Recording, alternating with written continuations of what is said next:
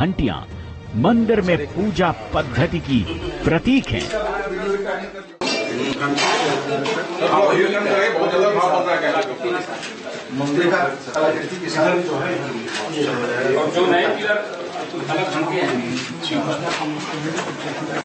ऊपर से नीचे जब कैमरा घूमता है तो साफ हो जाता है कि स्तंभ के मध्य हिस्से पर ऐसी घंटियां चारों तरफ बनाई गई हैं। समय के साथ कुछ घंटियां टूट गईं, लेकिन गौर से देखेंगे तो बाकी पत्थर की घंटियां आज भी अपने पूर्ण आकार में हैं। जैसे जैसे यह वीडियो आगे बढ़ता है तो मस्जिद के नीचे मंदिर के होने के दावे को लेकर जिज्ञासा बढ़ती गई। खंबे पर पत्थरों से बनी घंटियां मिली, नागर शैली की निर्माण कला से मिलते जुलते पत्ते भी मिले, और फिर एक और ऐसी तस्वीर कैमरे में आई जिसका संबंध भी नागर शैली से बताया जाता रहा है।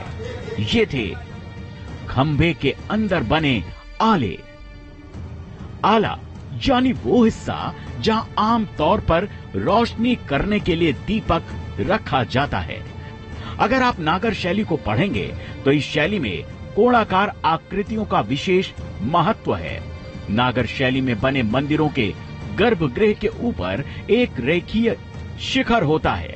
शिखर का सबसे महत्वपूर्ण भाग सबसे ऊपर लगा आमलक होता है, जो उत्तरी भारत के मंदिरों की मुख्य पहचान है।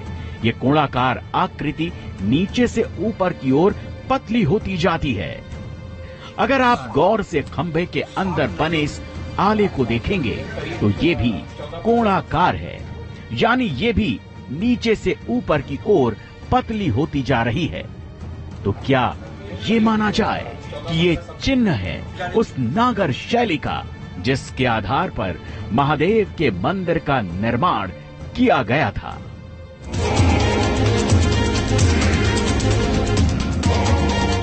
नागर शैली से जुड़े कथित चिन्हों का मिलना बार बार सवाल पैदा कर रहा था। क्या वाकई ये मंदिर के वही अवशेष हैं जिन्हें दावों के मुताबिक मुगल काल में तोड़ा गया था? मौके पर मौजूद हिंदू पक्षकार बार बार इसी सवाल के साथ तहखाने की दीवारों को देख रहे थे और टीम अपनी रिकॉर्डिंग को आगे बढ़ा रही थी।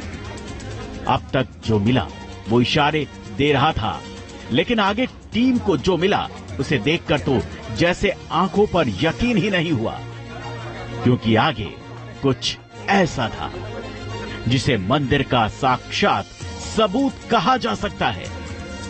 रिकॉर्डिंग करती टीम को तहखाने के इस हिस्से में एक और स्तंभ मिला, और जब कैमरे की लाइट से रोशनी इस स्तंभ पर पड़ी तो सामने नजर आए संस्कृत में लिखे श्लोक। 3, 4, 5, 6, 7 लाइनों में करीब 14-15 शब्द हैं। गौर से देखिए खंबे के इस हिस्से को। वक्त की धूल की वजह से ये शब्द थोड़े धुंधले पड़ गए हैं, लेकिन ये संस्कृत भाषा है। ये खुद वो अधिकारी कबूल कर रहे थे जो मौके पर मौजूद थे। स्तंभ के ऊपर की गई इस कलाकारी को देखेंगे तो ये जानना मुश्किल है कि ये कोई श्लोक है या फिर संस्कृत में लिखे कुछ शब्द। लेकिन वीडियो के इस हिस्से से फिर कुछ सवाल उठे।